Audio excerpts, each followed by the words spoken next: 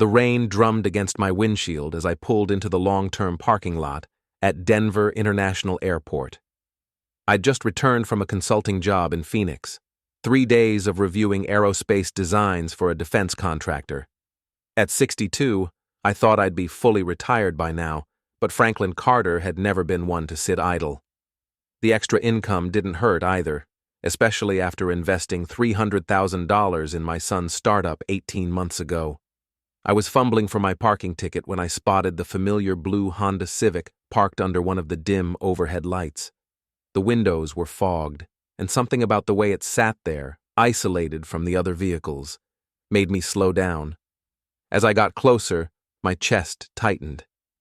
Ethan was slumped in the driver's seat, his 36-year-old frame folded awkwardly against the door. In the back seat, I could make out the sleeping forms of my twin grandsons, Jackson and Tyler, curled up under what looked like a thin blanket. Their school backpacks were wedged between the seats. I parked and walked over, tapping gently on the window. Ethan jerked awake, his eyes wide with panic before recognition set in. He rolled down the window, and I caught the stale smell of fast food and unwashed clothes. "Dad," he said, his voice hoarse. We were just... How long have you been here?" I kept my voice low, not wanting to wake the boys. Ethan rubbed his face with both hands. 3 days. Maybe 4. I lose track. 3 days? I looked back at Jackson and Tyler, 7 years old and sleeping in a car like refugees. "Where's Lauren? Where's your house?" "Gone." The word came out like a deflated tire. All of it. Gone. I told him to follow me to the nearby Sunrise Diner, a 24-hour place I'd eaten at during my traveling days. The boys woke up confused and cranky, but they brightened when they saw me. Tyler hugged my leg while Jackson asked if we were going to get pancakes. In the diner's harsh fluorescent lighting, the full picture became clearer. Ethan looked like he'd aged 5 years in the past month. His clothes were wrinkled, his hair unwashed, and there was a defeated slump to his shoulders that reminded me of soldiers I'd known who'd lost too many battles. "Start from the beginning," I said, cutting into my eggs while the boys colored on their placemats. "Lauren's family took over," Ethan said, staring at his untouched coffee. "Mom's been helping them. They say I was incompetent, that I was running the company into the ground. The company you built from scratch? They have documentation, contracts. They say I signed everything over voluntarily." He laughed bitterly. "Maybe I did. I don't even remember anymore." I set down my fork. "What about my investment?" Ethan's face crumpled. "Dad, I'm so sorry. It's all tied up in the company restructuring. Harriet, Lauren's mom, she says the money was used to cover operational debts. She says you'll get it back when the company turns profitable again." "Under their management?" "Under their management." He nodded miserably.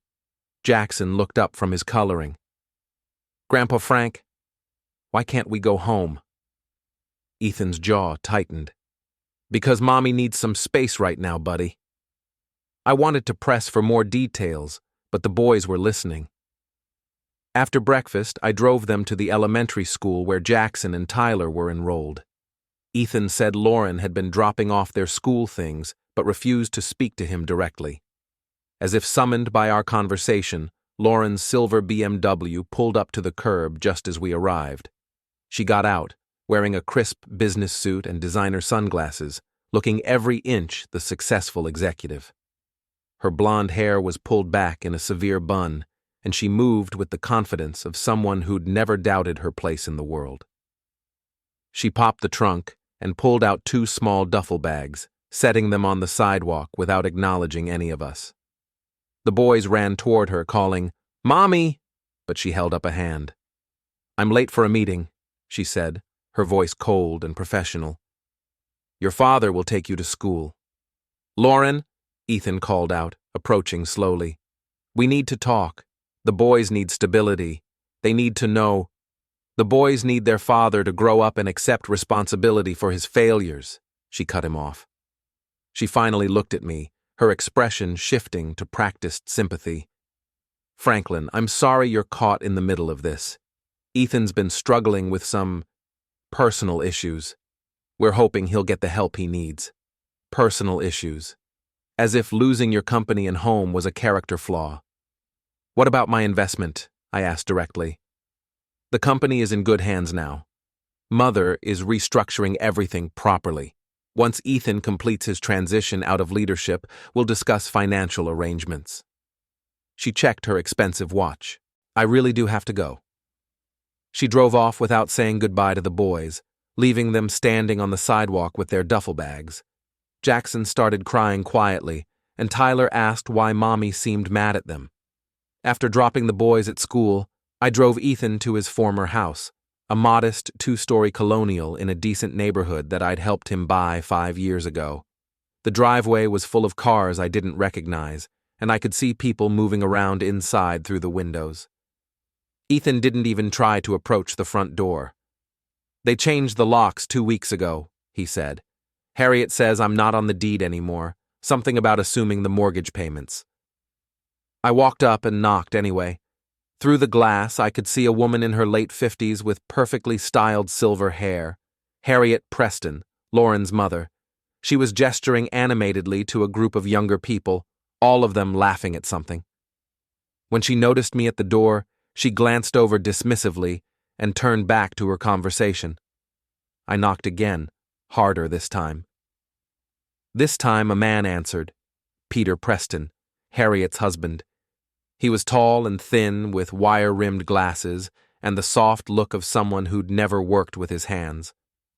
"Franklin," he said with forced politeness, "this isn't a good time. We're in the middle of a business meeting. This is my son's house."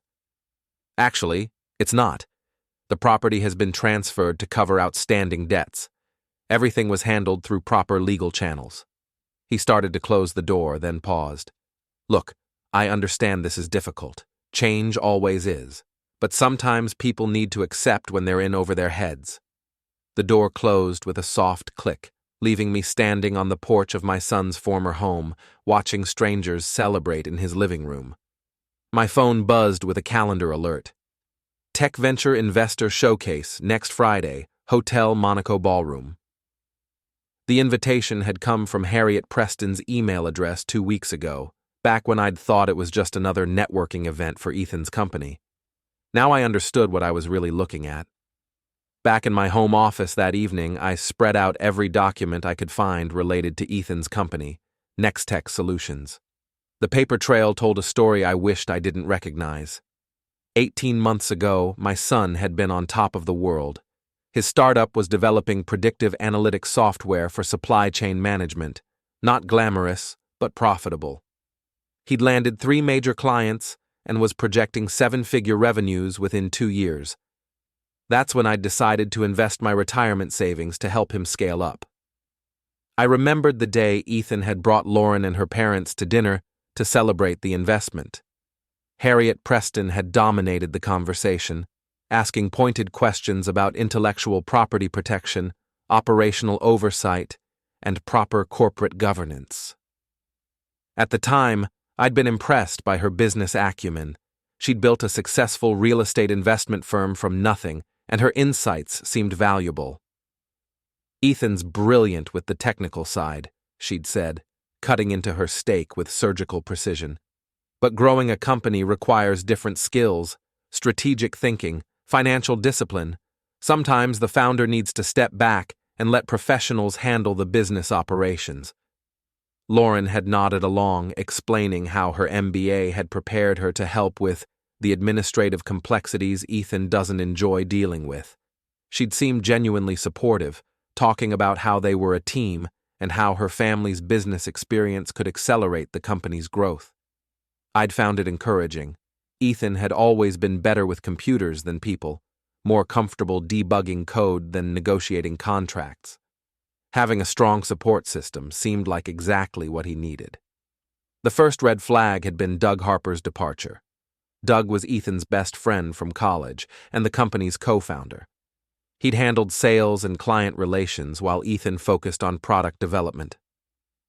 According to the email chain I was now reading, Doug had been forced out after Harriet discovered irregularities in his expense reports. The irregularities amounted to $300 in questionable meal receipts over 6 months. Doug had tried to explain that the meals were client entertainment, but Harriet had insisted on maintaining strict ethical standards. She'd recommended bringing in a more experienced sales director to professionalize the client acquisition process. Ethan had signed off on Doug's termination. The email was painful to read, my son apologizing profusely while explaining that the family thought it was best for the company's future. Doug's response was short. "I hope you know what you're doing, man. These people don't care about what we built." The next phase had been more subtle.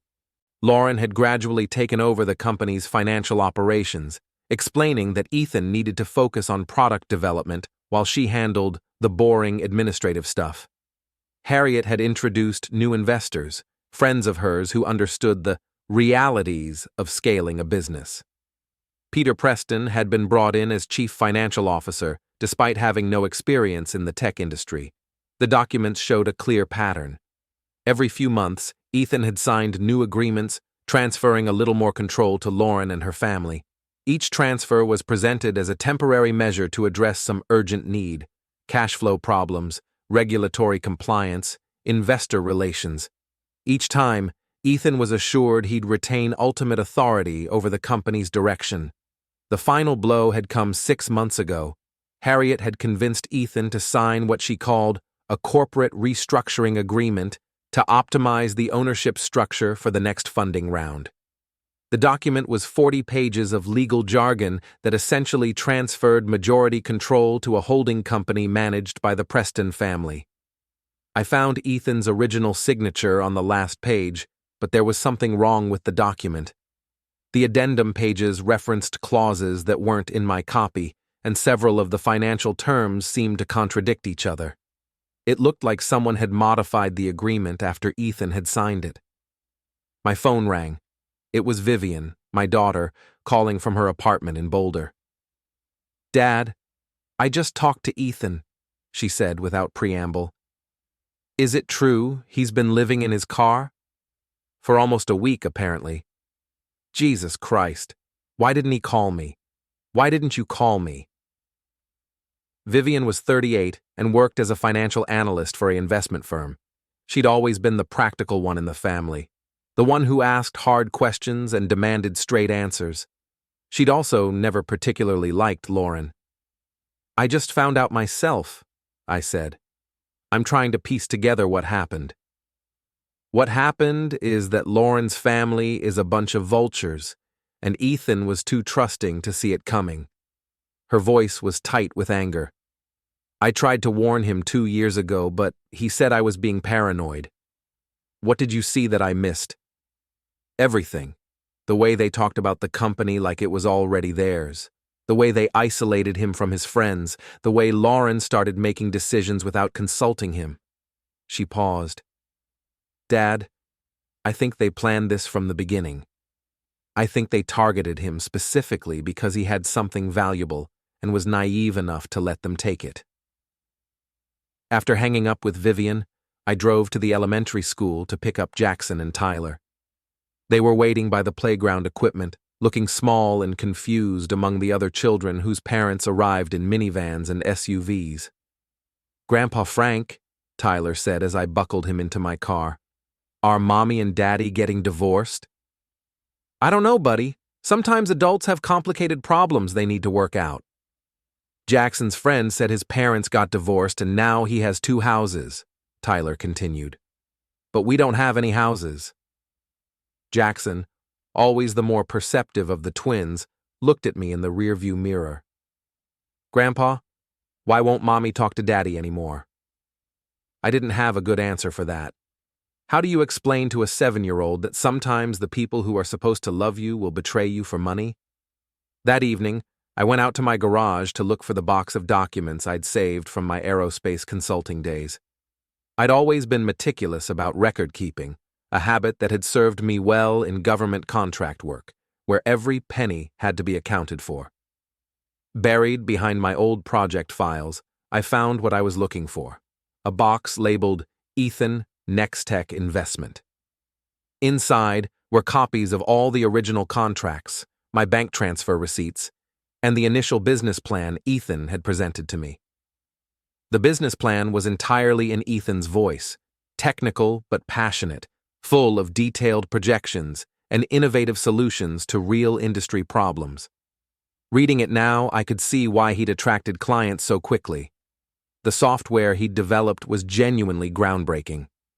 At the bottom of the box was a folder I'd forgotten about, copies of the investment agreement I'd signed with Ethan. The terms were straightforward. I was providing capital in exchange for a 20% equity stake in the company, with the right to convert to preferred shares in the event of a sale or major restructuring. But attached to my copy was a blank addendum page with my signature at the bottom. I remembered Harriet suggesting I sign it for administrative flexibility, explaining that it would allow them to make minor adjustments to the legal language without requiring new signatures every time. Looking at that blank page now, I realized what a fool I'd been. The next morning, I called Doug Harper. It took 3 tries to reach him. He'd moved to a smaller apartment across town and was working as a freelance consultant, a significant step down from his position as co-founder of what should have been a thriving company. "Mr. Carter," he said when he finally answered, "I was wondering when I'd hear from you." We met at a coffee shop near the university. Doug looked tired but not defeated, more like someone who'd been expecting bad news and was relieved to finally confront it. "They destroyed him," he said without preamble. "Ethan's a good guy, but he never understood that some people see kindness as weakness. They convinced him that every decision they made was for his own good." "What about the financial side? Where did my investment actually go?" Doug pulled out a tablet and showed me a spreadsheet he'd been maintaining. "I still have admin access to some of the original company accounts. They never bothered to revoke my credentials because they assumed I'd be too bitter to care. Your $300,000 went into the company's operating account initially, but then it got moved around." He walked me through the transfers. The money had been shifted to a subsidiary account managed by Harriet Preston, then moved again to something called NexTech Holdings LLC, and finally transferred to an investment account controlled by Harriet's real estate firm. "They're using your money to fund their other projects," Doug explained. "The software company is just one piece of their portfolio now. They've been leveraging Ethan's intellectual property to secure additional funding from other investors." "Is that legal?" "Technically, probably. They've got paperwork for everything. But morally?" He shook his head. "They stole his life's work and convinced him to say thank you for the privilege." After leaving Doug, I drove to Harriet Preston's real estate office. The building was sleek and modern, with floor-to-ceiling windows and a reception area that screamed expensive success. I told the receptionist I was interested in investment properties and asked to speak with someone about portfolio management. Harriet appeared within 5 minutes, all smiles and professional charm. She was wearing a navy blue suit that probably cost more than most people made in a month, and her silver hair was styled in a way that suggested regular visits to high-end salons. "Franklin," she said, extending a manicured hand. "What a pleasant surprise. Are you finally ready to put some of your aerospace money to work in real estate?" She led me into her corner office, which was decorated with awards, photos of successful property developments, and a large monitor displaying current market data. On her desk was a framed photo of Lauren and the twins, but notably, no pictures of Ethan. "I'm actually here about NexTech," I said, settling into the leather chair across from her desk. Her smile didn't falter, but something shifted in her eyes. "Of course. I know this transition has been difficult for everyone, but I think you'll be pleased with the direction we're taking the company." "What transition? I thought Ethan was still the founder and CEO." "Well, technically, yes. But Franklin, you have to understand, Ethan is brilliant, but he's not a businessman. The company was hemorrhaging money under his management. We've had to make some hard decisions to protect everyone's investments, including yours." She pulled out a tablet and showed me a presentation full of charts and graphs. According to her data, NexTech had been losing money for months before the restructuring. Client satisfaction was down, development costs were spiraling out of control, and several major contracts were in jeopardy. "We've managed to turn things around," she continued smoothly. "We've brought in experienced management, streamlined operations, and secured new funding. Your investment is safer now than it's ever been. But Ethan's been removed from day-to-day operations. Ethan has been transitioned to a consulting role where he can focus on what he does best, technical development, without the stress of business management." Her tone was patient, as if she were explaining something obvious to a child. "Frankly, Franklin, I think you'll find this arrangement works better for everyone." I listened to her pitch for another 20 minutes, nodding along while she explained how the Preston family's business expertise was exactly what NexTech needed to reach its full potential. She talked about expansion plans, new markets, and strategic partnerships that would multiply everyone's returns. What struck me most was how completely she'd erased Ethan from the story. According to Harriet's version, the company had been struggling until her family stepped in to save it. Ethan was portrayed as a well-meaning but incompetent founder who'd needed to be rescued from his own poor judgment. As I was leaving, I overheard her talking to a client on the phone. "Oh yes, we've got several exciting ventures in our family portfolio. My daughter and son-in-law just launched a tech company that's showing tremendous promise. It's wonderful when the whole family can work together on something meaningful." Her daughter and son-in-law. Not Ethan's company that Lauren had married into. That afternoon, I visited Dennis White, my old friend and business attorney. Dennis and I had worked together on several aerospace contracts over the years, and I trusted his judgment on complex legal matters. His office was cluttered and comfortable, the opposite of Harriet's sterile corporate environment. Dennis was 63, with gray hair and the rumpled appearance of someone who cared more about substance than style. "Frank," he said, looking up from a stack of documents, "please tell me you're here about something simple, like updating your will." I explained the situation with Ethan and NexTech, showing him the contracts and financial records I'd gathered. Dennis listened without interrupting, occasionally making notes or asking for clarification. "This is bad," he said finally, "but it might not be hopeless." He pulled out a thick folder and started flipping through pages. "There are a few things working in your favor. First, your original investment agreement includes some protections that might still be enforceable. Second, if they've been using your money for purposes other than what was agreed upon, that could constitute breach of fiduciary duty." "What about the documents Ethan signed?" "That's where it gets tricky. If they can prove he signed everything voluntarily, with full understanding of the terms, then legally they're in the clear. But if there's evidence of coercion, misrepresentation, or fraud..." He leaned back in his chair. "Frank, how much documentation do you have access to?" "Some. Doug Harper still has access to the original company accounts, and I've got copies of the early contracts." Dennis nodded slowly. "There might be a way to challenge this, but it would require careful preparation and the right timing. You'd need to be absolutely certain of your facts before making any moves." He handed me a folder labeled Actionable Clauses. "Take this home and read through it carefully. Don't discuss it with anyone except me until you're ready to proceed. And Frank, if you decide to go down this road, you need to understand that it's going to get ugly. These people won't go quietly." That evening, Lauren sent a message to the family group text that included me, Ethan, Vivian, and my wife, Alicia. "I think it's best if we limit contact while Ethan works through his issues. The boys are welcome to visit with family members, but I need some space to focus on my career and the company's growth." Alicia responded immediately. "Of course, dear. We all want what's best for you and the children." I stared at my wife's response for a long time before turning off my phone.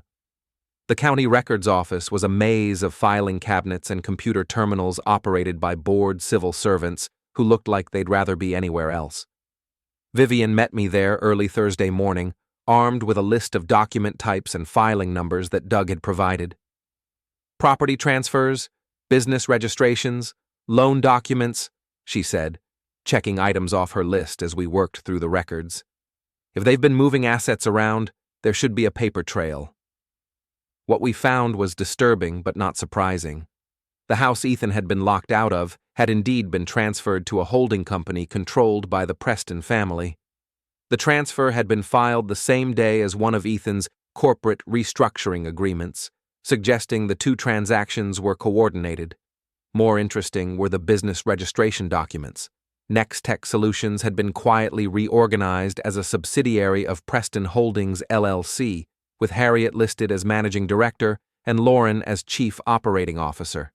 Ethan's name appeared nowhere in the corporate hierarchy. "Look at this," Vivian said, pointing to a loan document dated 6 months ago. They took out a $2 million line of credit using the company's intellectual property as collateral. Your investment was probably used to make the initial payments. The intellectual property in question was described in technical terms, but I recognized the language from Ethan's original patents. They'd leveraged his life's work to fund their expansion plans, then used my money to make it look like a sound investment to other lenders. "We need to get into the original company servers," I said. Doug mentioned he still has admin access. We found Doug at his apartment that evening, working on a laptop in a living room that doubled as his office.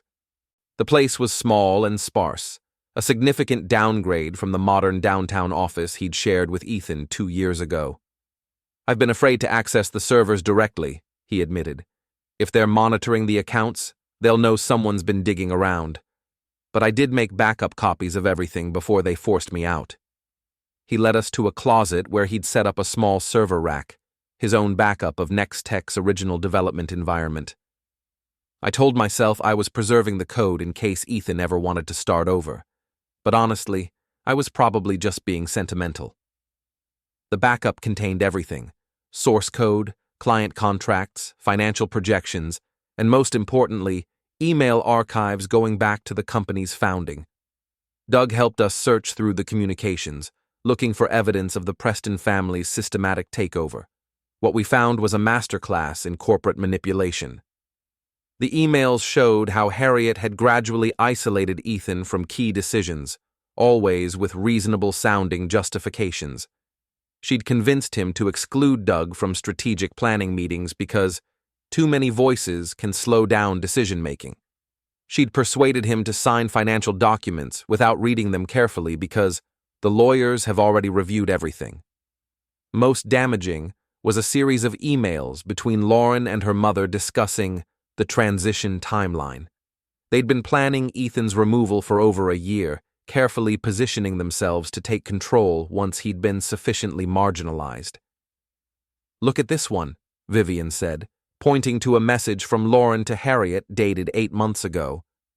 "He is still resistant to the CFO change, but I think the cash flow projections will convince him. Once Peter is in place, we can start the final phase."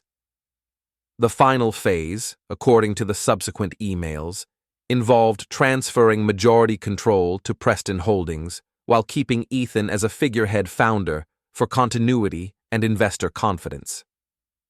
"They never intended to let him keep any real authority," Doug said, his voice tight with anger. "This was a hostile takeover disguised as family support."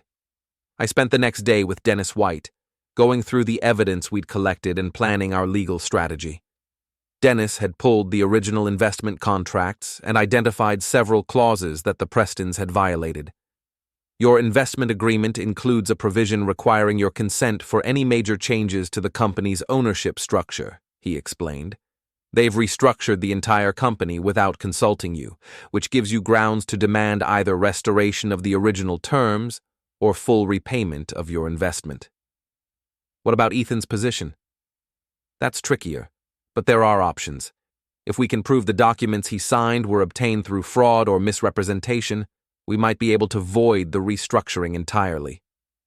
Dennis pulled out a thick legal brief. "I've been researching similar cases. There's precedent for reversing corporate takeovers when there's evidence of systematic deception." He handed me a stack of documents.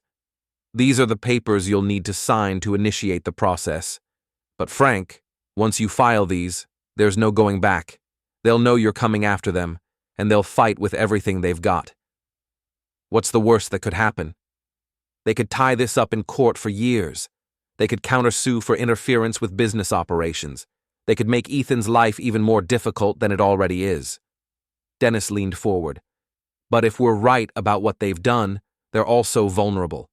They've been using other people's money to fund their expansion, and if that house of cards collapses, they could lose everything. That evening, I called a meeting with 3 of NexTech's original silent investors, people who'd put money into the company based on Ethan's vision and technical expertise. Doug had provided their contact information, along with notes about their growing dissatisfaction with the Preston family's management. We met at a restaurant downtown, away from anywhere the Prestons might have connections. The investors, 2 retired engineers and a former tech executive, were eager to share their concerns. "The quarterly reports don't match what we were promised," said Margaret Lindstrom, a former IBM manager who'd invested $50,000. "They keep talking about new opportunities and strategic partnerships, but the actual revenue numbers are declining. They've been asking for additional funding to accelerate growth initiatives," added Rylan Calder, who'd put in $75,000. "But they won't provide detailed breakdowns of how the money's being used." The third investor, Paul Hendricks, was more direct. "I think they're running a shell game. They're using new investments to pay returns to earlier investors while siphoning money off for their other projects. It's not technically a Ponzi scheme, but it's close." I shared what we'd discovered about the corporate restructuring and the use of investor funds for non-company purposes. The 3 investors were angry, but not surprised. "We've been discussing legal action," Margaret said, "but individually, none of us have enough at stake to make it worthwhile. If you're planning to challenge them, we'd be interested in coordinating our efforts." By the end of the meeting, we had the foundation of a coalition. The silent investors would provide financial backing for legal action, Doug would provide technical evidence and testimony, and Dennis would handle the legal strategy. The final piece fell into place when I checked my email that night. There was a formal invitation to the Tech Venture Investor Showcase addressed to Franklin Carter, founding investor, NexTech Solutions. The irony was perfect. They were inviting me to watch them celebrate their theft of my son's company, using my money to fund their victory party. I called Dennis immediately. "How quickly can we have the legal papers ready? If you're serious about this, I can have everything filed by tomorrow afternoon. But Frank, are you sure about the timing? Once we move, they'll know what's coming." "The timing is perfect," I said, looking at the invitation. "They're planning to announce their success publicly. Let's make sure they get the audience they deserve." Friday morning, I sat in Dennis White's office, signing the final stack of legal documents that would set everything in motion. The papers included a formal challenge to the corporate restructuring, a demand for full disclosure of how my investment had been used, and a motion to freeze company assets pending investigation. "Once I file these at 2 o'clock, the clock starts ticking," Dennis explained. "They'll be served with papers by 5 p.m., which gives them exactly 2 hours before their big investor showcase begins." "Will that be enough time for them to cancel the event?" "Probably not. These things take months to plan, and they'll have investors flying in from all over the country. They'll be trapped between admitting fraud publicly or trying to bluff their way through." Doug arrived carrying a laptop bag and looking nervous, but determined. "I've got everything backed up and ready. Financial records, email archives, source code documentation. If they try to deny any of this, I can prove they're lying." I'd asked Doug to be prepared to step back into a leadership role at NexTech if our legal action succeeded. He'd been reluctant at first, worried about the risks, but ultimately agreed that someone needed to protect what he and Ethan had built. Dennis handed me a thick folder. "These are copies of everything we're filing. Keep them somewhere safe." At noon, I drove to the Hotel Monaco to scout the venue. The ballroom was already being set up with a stage, projection screens, and round tables for what looked like a couple hundred guests. I found the event coordinator and introduced myself as one of the investors. She was happy to give me a quick tour and explain the evening's schedule. Cocktails at 6, dinner at 7, presentations begin at 8, she said. Mrs. Preston specifically requested that the investor presentations be recorded for promotional purposes, so we'll have full video coverage. Perfect. Whatever happened tonight would be preserved for posterity. I spent the afternoon with Vivian and the twins at a park, trying to act normal while my stomach churned with anticipation. "Grandpa Frank," Tyler said, climbing onto the swing next to mine. "Daddy seems really sad all the time now." "Sometimes grown-ups go through difficult periods," I said, "but people who love each other find ways to work things out." At 4 o'clock, my phone buzzed with a text from Dennis. "Papers filed and served. No turning back now." An hour later, Vivian's phone rang. It was Lauren, and from my daughter's side of the conversation, I could tell the Prestons had received their legal notice. "I don't know what you're talking about," Vivian said calmly. "Dad didn't mention any legal action to me." "Yes, I'm sure." "Lauren, maybe you should talk to your lawyer instead of yelling at me." At 5:30, I got a call from Alicia. She was furious. "Franklin Carter, what the hell do you think you're doing?" she demanded. "Lauren just called me in tears. She says you're trying to destroy the company out of spite." "I'm trying to protect my son and my investment. Your son is a grown man who made his own decisions. You have no right to interfere with their business." I'd known this conversation was coming. Alicia had always been more impressed by the Preston family's wealth and social status than concerned about how they treated Ethan. "Alicia, they stole $300,000 from us. They took Ethan's company and kicked him out of his own house. They did no such thing. They're trying to help him, and you're making everything worse." By the time I hung up, it was clear that my wife had chosen sides, and it wasn't mine. At 6 o'clock, I put on my best suit and drove to the Hotel Monaco. The parking lot was full of expensive cars, and well-dressed people were streaming into the lobby. I recognized several faces from Denver's tech and investment communities. I found Ethan in the hotel bar, nursing a beer and staring at his phone. He was wearing a rumpled shirt and khakis, looking distinctly out of place among the cocktail party crowd. "Dad," he said when he saw me. "I got a weird call from Lauren. She said something about legal papers and lawyers. Do you know what's going on?" I sat down next to him and ordered a whiskey. "Son, there are some things I need to tell you about your company and your wife's family." I gave him the condensed version, the systematic takeover, the misuse of investor funds, the forged documents, and the legal action I'd initiated. Ethan listened without interrupting, his expression cycling through disbelief, anger, and something that might have been hope. "You really think we can get it back?" he asked finally. "I think we can try. But this is going to get ugly. They're going to fight back, and they're going to try to make you look like the villain." He finished his beer and stood up. "Dad, I don't care anymore. They took everything from me. If there's a chance to get any of it back, I'm willing to fight." At 7:30, we moved to the ballroom. The place was packed with investors, tech executives, and local business leaders. The Preston family had claimed a prominent table near the front, working the room with practiced charm.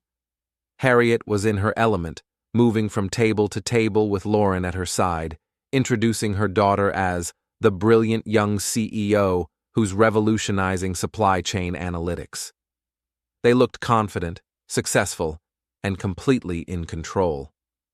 At 8 o'clock, the lights dimmed and the presentations began. There were 3 companies presenting that night, with NexTech scheduled to go last, the prime slot reserved for the most promising investment opportunity. I checked my phone. Dennis had texted, "Everything ready, just waiting for your signal." The first 2 presentations went smoothly. Then it was NexTech's turn. Harriet Preston walked onto the stage with the confidence of someone who'd never doubted her right to be there. She was wearing an elegant black dress and her signature silver jewelry. "Ladies and gentlemen," she began, I'm excited to share with you the story of NexTech Solutions, a company that represents everything we love about innovation, family, and the entrepreneurial spirit. I texted Dennis. Now. Harriet Preston was 15 minutes into her presentation when I stood up from my table at the back of the ballroom. She was explaining NexTech's revolutionary approach to predictive analytics, using slides that featured charts Doug had created and specifications Ethan had developed. "Excuse me," I said, my voice carrying clearly. "I believe there's been some confusion about this company's ownership and history." The room turned to look at me. Harriet's smile flickered before snapping back into place. "Franklin Carter, everyone," she said smoothly. "One of our early investors. Franklin, we're in the middle of a presentation. Perhaps we could discuss questions afterward?"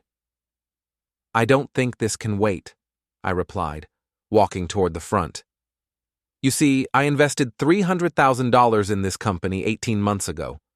At that time, it was owned and operated by my son, Ethan Carter, who developed every piece of technology Mrs. Preston is currently taking credit for." A murmur ran through the audience. "Franklin," Harriet said, her voice taking on a sharper edge, "this isn't the appropriate venue." "Actually, it's the perfect venue," I interrupted, "because you're asking these people to invest in a company that was stolen from its rightful owner through fraud and document forgery." The murmur became a buzz. People pulled out phones, some recording what was clearly becoming more than a standard pitch. Lauren stood up. "This is ridiculous. My husband has been struggling with personal issues, and his father is obviously trying to cause problems." "Your family business?" I turned to address the room. 18 months ago, my son Ethan Carter founded NexTech Solutions. He developed the software Mrs. Preston just described, secured the clients she mentioned, and built the company from nothing. I pulled out the folder Dennis had prepared. "This is Ethan's original business plan. The revenue projections Mrs. Preston showed you, those were Ethan's calculations. The client testimonials, those were relationships Ethan built." "Mr. Carter," Peter Preston said, moving toward the stage, "you're disrupting a private business event." "Security can wait," said Dennis White from the back, walking down the center aisle with a briefcase. "Mr. Carter has every right to be here, as do the other investors who've been defrauded by your family's scheme." Behind Dennis came Doug Harper and our coalition of investors, all carrying documentation. "What is this?" Harriet demanded, her composure cracking. "Evidence," I said, accepting a folder from Dennis. "Evidence that your family systematically stole NexTech Solutions through forged documents and misappropriated investor funds." I held up documents one by one. "My original investment agreement, the fraudulent restructuring you filed without my consent, bank transfers showing how my $300,000 was diverted to Preston family accounts." Doug stepped forward with his tablet. "I have backup copies of all original company financial records." Dennis pulled out a stack of papers. "We have email records showing your family planned this takeover for over a year. Documentation proving contracts were modified after Ethan signed them. Evidence you used his intellectual property as collateral for unauthorized loans." He handed copies to people in the front row. "We also have interested parties at the SEC." "The SEC?" Peter Preston looked sick. I walked to Ethan's table and gestured for him to join me. My son stood and walked to the front with growing confidence. "2 years ago," Ethan said clearly, "I had a dream of building something that would make a difference. I was naive enough to trust the people I loved to help me make it successful." He held up his tablet, showing the original NexTech website. "This is what my company looked like before it was stolen. Every line of code, every client relationship. I built it." Dennis stepped forward. "As of 5 p.m. today, we've filed legal action to reverse the fraudulent transfer of NexTech Solutions and recover all misappropriated investor funds. We've also filed complaints with the SEC and State Attorney General's office." "You can't do this," Harriet said desperately. "We have contracts." "You have forged documents," I replied, "and now you have debts. Because when ownership reverts to its rightful founders, all liabilities from the fraudulent management period become your personal responsibility. I handed Ethan the folder. Your company is yours again. Then I turned to the Prestons. The $2 million in loans you took out, the diverted investor funds, those debts are now yours personally. Lauren stood, her face flushed. You can't destroy our lives like this. You should have thought about that before you stole their father's company, I said. Jackson and Tyler deserve better. The room erupted. Reporters shouted questions. Investors demanded explanations. The Prestons frantically made phone calls. Ethan walked over and extended his hand. Dad, thank you for believing in me when I stopped believing in myself. I pulled him into a hug. Let's go get your sons. As we walked toward the exit, I could hear Harriet screaming into her phone while Lauren sobbed, and Peter stared at the documents that spelled the end of their empire. Behind us, the wreckage of their carefully constructed fraud burned to the ground.